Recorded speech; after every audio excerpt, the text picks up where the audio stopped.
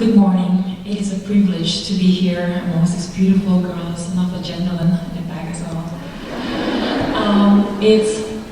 I'm extremely excited to share about how God transformed my life. It's really, at first, I don't want to share it to anyone because I thought my story belongs to me. I don't want people to know.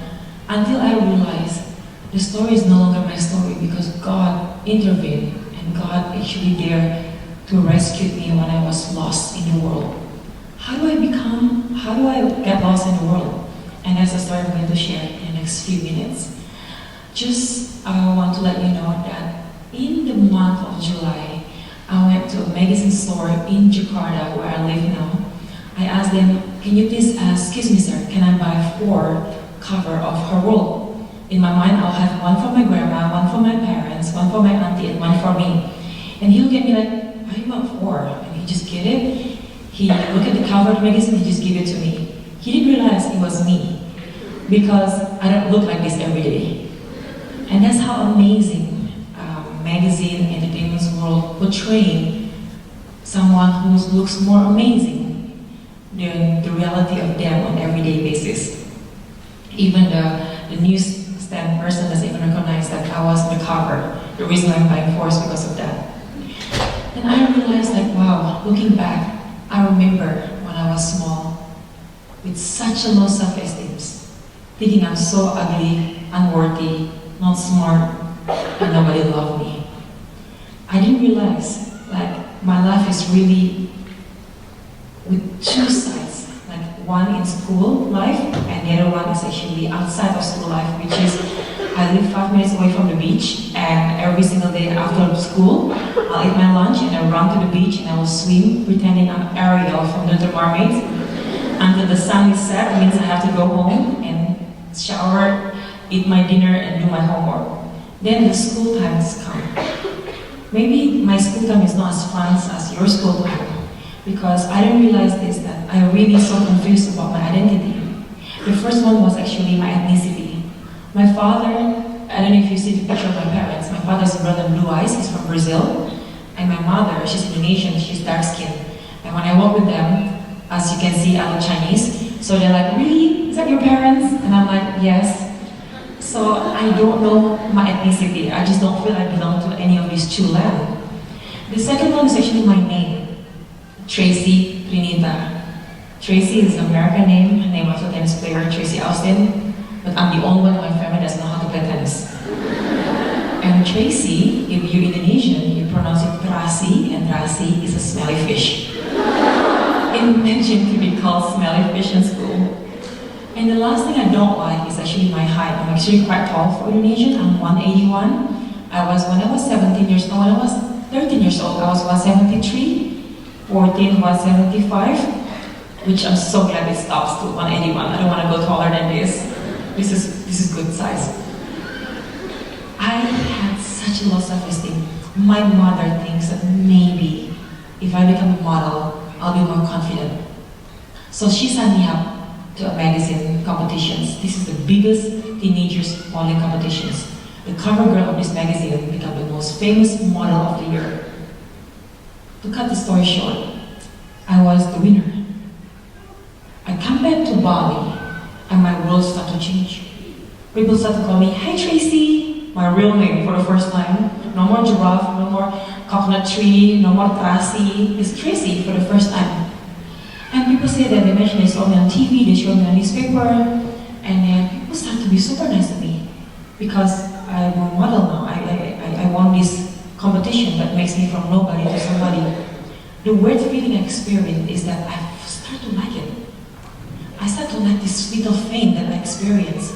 Because for the first time, I thought people appreciate me, people love me, I'm somebody. Finally, I'm somebody. That year when I was 14, I won 2 more prestige competitions. This one will brought me to become international model. The first one is Elite Model Indonesia, and I won.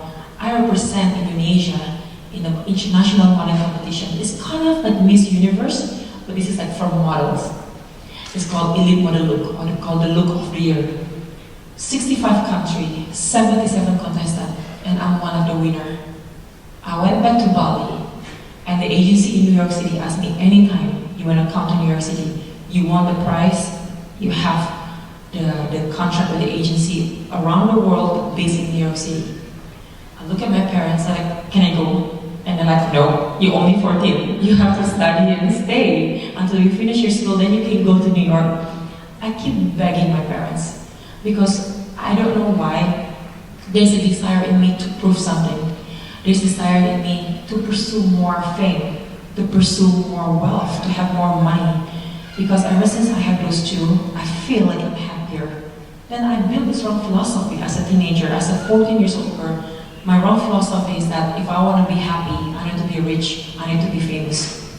I begged my parents, please, please, and they told me like, you can only go if you don't change and if you still study. So I did study my correspondence school when I was in the US. So I traveled to the US.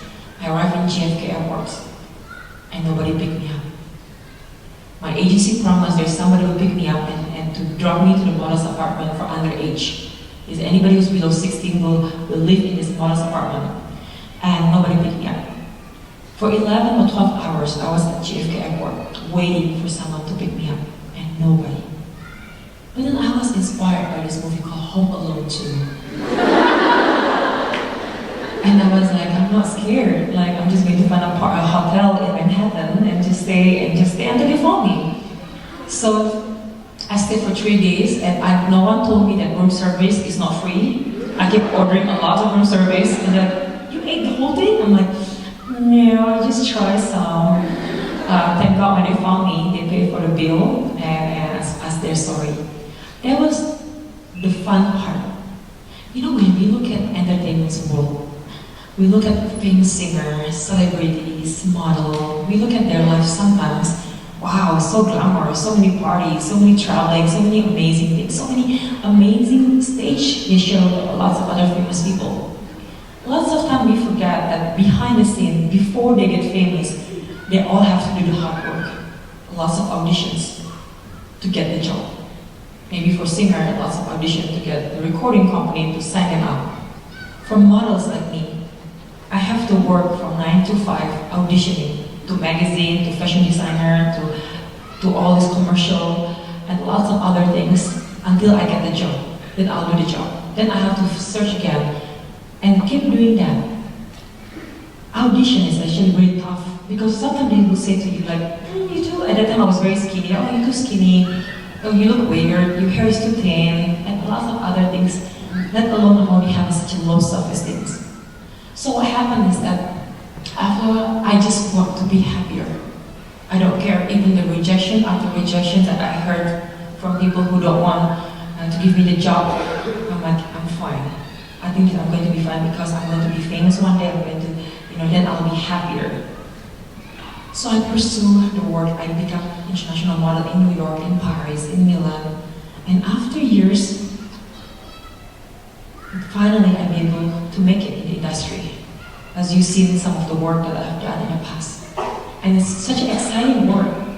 Lots of traveling, lots of meeting, lots of famous people, and lots of photo shoot and so on. The behind the scenes, as I mentioned, is that during the day I have to do auditions, and at night I have to do my correspondence study, and I have to do laundry, I have to do everything that my moms normally help me to do. So then, finally, when the career gets better, when I become, I think, quite successful, and when I have more money, there's something strange happening. But I don't know how to explain that at the time, and I really don't know how to digest that, so I was like, you know what, forget it. I don't want to think about it, So for some time it was fine. And I remember, I have a best friend who will call me from Jakarta, Indonesia. She called me to find out. She loved to hear the story about this modeling world. So she will call me and ask me, Tracy, what have you done the past 2 weeks since I last talked to you? And I'll tell her like, oh yeah, I just got back from Jamaica. It was for a photo shoot for this magazine. And then I did this campaign as well. And I went to a party. And then she went, party? Did you meet any famous person? And I'm like, yeah. Do you remember the movie about the sinking ship, the big sinking ship that we watched together? Yeah, I met the guy, the main actor. And it's just like, oh my gosh. And then the second time she's like, okay, and do you remember that the singer that we keep playing in the new car on the way to the mall when I visit you? Yeah, I actually sat next to him in this restaurant. And I told her the funny story. I said to her, you know what? This is a trick that no one really knows. Whenever you meet famous people, act like you're so relaxed about them, because the least they want is actually to meet up with fans. They want to have friends, not fans. So I remember I was sitting next to a famous guy. I said to him, oh hi, sorry, I'm Tracy. What's your name? I know his name. And then he's like, oh yeah, this is my name. I'm like, oh, what do you do for a living? And he's like, oh, I'm a musician. I'm like, oh wow, great. Do you have album? I have all his albums. And we become friends, and we end up talking, sharing, and I keep telling my friends about this story, and she loved it. And she kept ending her sentence every time she called me with this line: Tracy, you're so lucky. I wish I can have your life. And I'm like, oh, thank you. But there's something that she didn't know, because the glamour on the outside, but there's something in the inside that I don't dare to share with people at that time. Every time I come back home from work, from party, from traveling, I feel a sense of emptiness in my heart. It's a sense of void. It's not loneliness because I have so many friends. It's not homesick because I can come home anytime. But it's empty. It's like life becomes so meaningless that everything that I have is that I cannot really enjoy. Fame become nothing. The money I have become nothing. Because even though I try to do shopping just to fill this emptiness, I come back home, I have to face the reality that I'm extremely empty. Until I ask around me, I want to find out like if anybody else in one world experienced something that I experienced, and they say that's normal, Trace. I'm like, okay, what's the solution? And they give me all these worldly solutions that have such a bad impact in the long run. One says just live free lifestyle, just use drugs, just kill yourself if you don't want to live. I'm like, that's just bad. That's a bad solution. Until I look around me and I realize those people who seems to have faith seems to be happier. Maybe that is the key to happiness. Maybe to know God will bring happiness. And that journey took me to Paris. And actually that's the place where actually I started to questioning things, because the moment when my very good friend asked me to go to church, at first I didn't want to go to church, but because she kept pushing me, I go with her. And I said glow and radiate in people's face. And I was like, see, that's it. I need to know God. But I don't want to easily believe in God because I come from such a different, my family have come from different faiths. So I don't want to easily believe in just Christian faith, Jesus. I want to do my investigations. After almost 1 year of investigations, I finally realized, out of all the few worldview that I compare with lots of questions about origin, meaning, purpose, destiny, I finally realized that Christian faith is the most compelling. It touched my heart, but it makes sense in my mind. When Jesus said He's the way, the truth, and the life, no one comes to the Father except through Him. When He said, for God so loved the world that He gave His only Son, so whoever believes in Him not going to perish but have eternal life. When the way Jesus lived His life, and He died on the cross and He rose again, and the way He impacted the generation after generations, even His disciples, the silly disciples, become such a powerful preacher and transformative person. And I realized, Jesus, You must be real. And I come to know Him when I was 22 years old. And when I say yes to Jesus, I'm so scared to become a boring Christian. But then the option is like boring but happy, or look fun on the outside but extremely empty in the inside. When I say yes to Jesus, I didn't know that He's going to change me, He's going to transform my life. And He did. Because I went back to work as a model. I didn't realize that God has transformed my life. My identity crisis has been healed. I'm no longer worried about my name, I'm no longer worried about my height, I'm no longer worried about my ethnicity. I finally realized that God is powerful to transform the life of His people. And I started to work with such a joy in the modeling world because of what He has done. Then years went by, I did lots of things. Writers, I played in movies later, such a short part. I do movies in Indonesia, I have a boutique, I went to Oxford, I took 2 major at Oxford, and I become I work in a ministry as a pastor and itinerants. Life is never boring.